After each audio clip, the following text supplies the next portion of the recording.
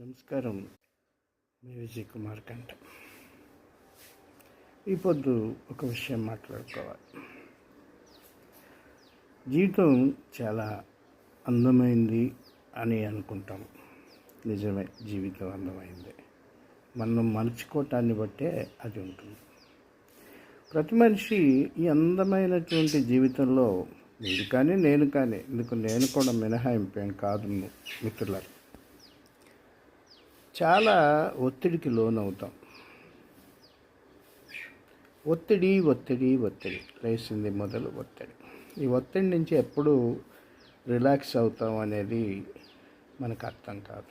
అయితే ఆలోచిస్తే మన అంచనాలకు భిన్నంగా పరిస్థితులు ఉన్నప్పుడు, మనం ఇలా జరుగుతుందన్నప్పుడు, దానికి వ్యతిరేకంగా జరిగినప్పుడు, మనం అనుకున్నవి కానప్పుడు జీవితంలో సాదాసీదా అంశాల్లో కూడా ఒత్తిడికి గురవుతాం.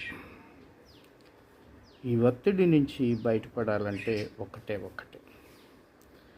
అసలు అంచనా అనేది లేకుండా ఉంటే సమస్య ఉండదు కదా, ఒత్తిడి ఉండదు కదా. చాలామంది కర్మ సిద్ధాంతాలని నమ్ముతారు. కర్మ అనే సిద్ధాంతం అంటే, కర్మ అనేది మీకు తెలుసు, మన పని మనం చేసుకుంటూ పోయినప్పుడు అవి ఖచ్చితంగా విజయవంతమై, ప్రతి పనిలో విజయవంతం కావాలని లేదు.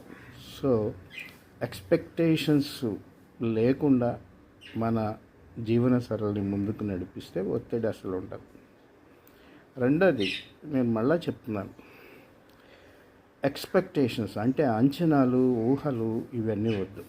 ఒక లక్ష్యం చేరాలనే నిర్మాణాత్మక వ్యూహంతో ముందుకు నడుద్దాం.